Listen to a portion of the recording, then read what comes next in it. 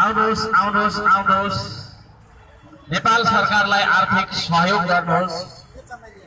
आर्थिक सहयोगको बहानामा आर्थिक लोभ लालसामा रहेर नेपाल सरकारले हाम्रो देशको स्वाधीनता, राष्ट्रियता, हाम्रो सार्वभौमिकता र भौगोलिक अखण्डतालाई बेचेर खान लागेको एमसीसी सम्झौता राष्ट्रघाती छ भनेर जान भई पनि उनीहरूले यो सम्झौतालाई जसरी पनि संसदबाट पारित गराउन खोजिरहेको कारणले गर्दा आज हामी सरकारलाई एउटा सांकेतिक खबरदारी गर्नका लागि, व्यङ्ग्य गर्नका लागि यो हाम्रो मगन्ती सरकारलाई कहिले पनि पैसाले नपुग्ने हाम्रा नेता, हाम्रा तपाईको चाहिँ अगुवा भनाउँदाहरूलाई हामीले एक रुपियाँ, 5 रुपियाँ, 10 रुपियाँ जति सकिन्छ उठाएर हामीले अब दान गर्नुपर्छ भन्ने एउटा सन्देश लिएर हामी यहाँ धरानको भानुचोकमा उपस्थित भएका छौँ। आदरणीय दाजुभाइ दिदीबहिनीहरू, एमसीसी मिलेनियम च्यालेन्ज कर्पोरेसन यो कस्तो सम्झौता हो भन्ने बारेमा हामी तपाईले बुझ्नु जरुरी छ। विश्वका अविकसित मुलुकहरू, गरिब मुलुकहरू, विकासका दौडमा पछि परेका मुलुकहरूमा आर्थिक सहयोग दिन्छु भन्ने प्रलोभन देखाएर आधारभूत आवश्यकता, खाने पानी, बिजुली बत्ती, बाटो घाटो, स्वास्थ्य, शिक्षा लगायतका शीर्षकहरूमा सहयोग गर्ने बहाना देखाएर, त्यो आश्वासन देखाएर अमेरिकाले आफ्नो साम्राज्यलाई, आफ्नो सैनिक संरचनालाई विश्वभर फैलाउनका लागि आईपीएस अर्थात् इन्डो पेसिफिक स्ट्रेटेजी अन्तर्गत सारेको एउटा मिठाई देखाएर तपाईको चाहिँ केटाकेटीलाई फकाउने, एउटा बल्छीमा चारो उनेर माछा पार्ने किसिमको चाहिँ यो एउटा परियोजना नेपालमा भित्रिएको कारणले गर्दा यसको विरोध गर्नुपर्छ भनेर हामीले बुझ्नु जरुरी छ र त्यही सन्देश लिएर हामी यहाँ उपस्थित भएका छौँ। हामीले धेरै पहिलादेखि यसको विरुद्धमा विभिन्न कार्यक्रमहरू गर्दै आइरहेका छौँ र आजदेखि चाहिँ हामीले आर्थिक संकलन गरेर प्रदेश सरकारको अर्थ मन्त्रालयमा बुझाउने गरी यो एउटा व्यङ्ग्यात्मक, एउटा सांकेतिक अभियान, सांकेतिक खबरदारी कार्यक्रम सुरु गरेको यहाँलाई जानकारी गराउन चाहन्छौँ।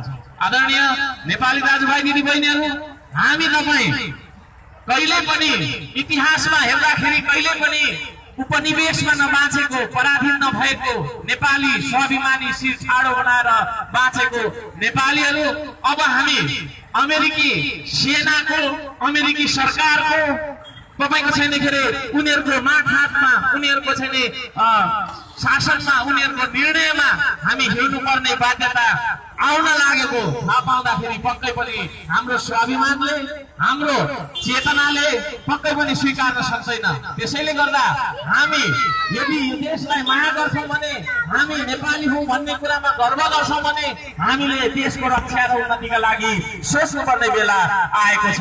त्यसैले गर्दा आदरणीय दाजुभाइ दिदीबहिनीहरू, एमसीसी जुन चाहिँ तपाईको हाम्रो देशमा आर्थिक समृद्धि गर्ने, आर्थिक तपाईको चाहिँ सहयोग दिने भन्ने किसिमले चाहिँ अमेरिकाले दिन खोजेको एउटा अनुदान सहयोग बनिएको छ।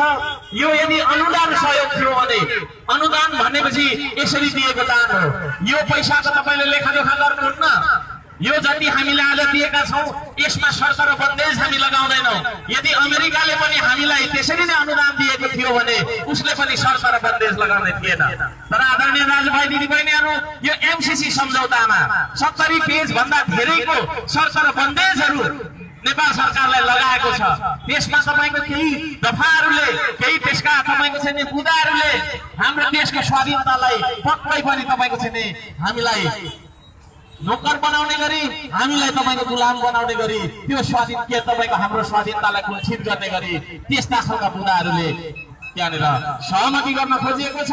त्यसले गर्दाखेरि आदरणीय दाजुभाइ दिदीबहिनीहरू, हामी यहाँनिर विरोध गर्न आएका छौँ। हामीले यो तपाईको चाहिँ एमसीसी सम्झौताको धारा 7 को दफा 1 मा के भनिएको छ भन्दाखेरि तपाईको चाहिँ सम्झौतासँग बाजिने कुरा, नेपालको तपाईको चाहिँ कानुनी, नेपालको चाहिँ संवैधानिक मान्यता भन्दा पनि ठुलो कुरा हुने गरी सम्झौतासँग कुनै हाम्रो कानुन बाजिएको खण्डमा हाम्रो कानुनसँग त्यो सम्झौता बाजिएको खण्डमा सम्झौता चाहिँ हाम्रो संविधान भन्दा हाम्रो कानुन भन्दा ठुलो हुनुपर्छ भन्ने लेखिएको छ। हाम्रो संविधान भन्दा हाम्रो कानुन भन्दा पनि ठुलो त्यो सम्झौता हुन्छ भने भोलि गएर यहाँनिर तपाईँको चाहिँ जे पनि हुन सक्ने सम्भावना हामी देख्न सक्छौँ। त्यसैले गर्दाखेरि हामीलाई त्यो मान्य छैन। देशको सबैभन्दा ठुलो कानुन संविधान, त्यो संविधान भन्दा पनि माथि एमसीसी सम्झौता हुनुपर्छ भनेर चाहिँ नि संसदबाट यिनीहरूले पारित गर्न खोजिरहेको छ। त्यसैले गर्दा पैसाको प्रलोभनमा यहाँनिर चाहिँ 55 अर्ब पैसाको प्रलोभनमा आएर नेपालको स्वाधीनतालाई बेच्न चाहने नेताहरूलाई हामी खबरदारी गराउन चाहन्छौँ। उनीहरूलाई हामी सांकेतिक तपाईँको चाहिँ नि अभियानद्वारा, यो खालको एउटा व्यङ्ग्यात्मक अभियानद्वारा उनीहरूलाई हामीले खबरदारी गराइरहेका छौँ। यदि देशघाती राष्ट्रघाती हाम्रो स्वाधीनता, हाम्रो तपाईँ सार्वभौमिकता र हाम्रो भौगोलिक अखण्डतालाई घात पुर्याउने त्यो एमसीसी माथि उनीहरूले न्याय गरेर, एमसीसीलाई चाहिँ न्याय गरेर नेपाली जनता र नेपाललाई अन्याय गर्छन् भने त्यस्ता नेताहरूलाई भोलि हामीले नेपालबाट लखेट्नु पर्ने दिन पनि आउनेछ।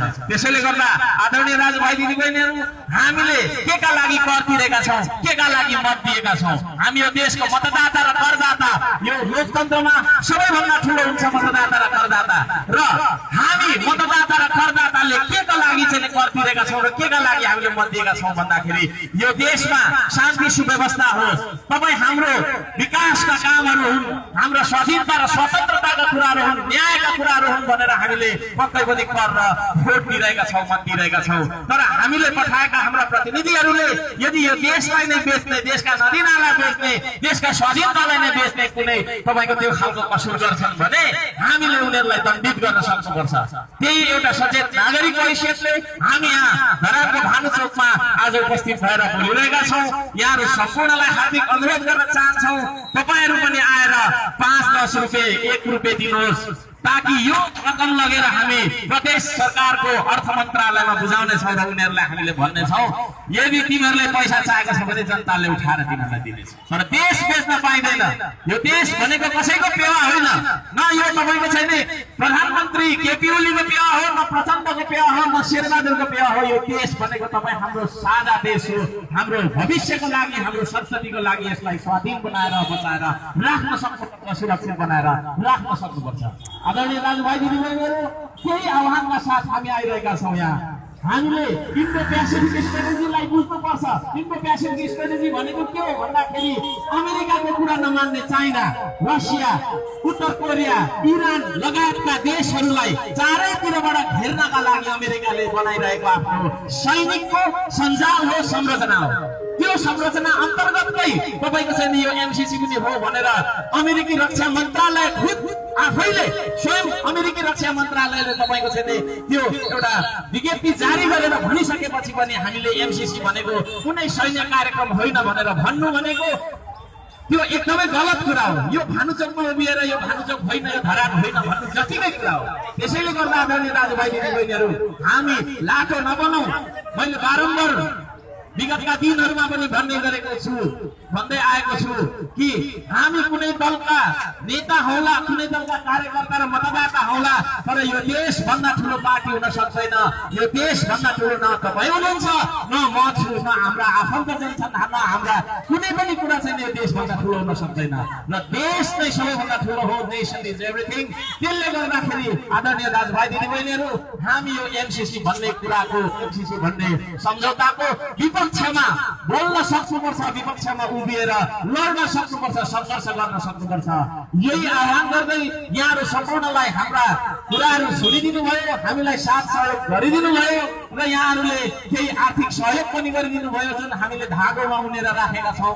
यसलाई हामीले अब के अरे जम्मा गर्छौँ। यो कति भएको छ र त्यो रकमलाई हामीले प्रदेश सरकारको अर्थ मन्त्रालयमा गएर बुझाउनेछौँ र यो कार्यक्रम रहेको छ र यो एउटा सांकेतिक कार्यक्रम हो।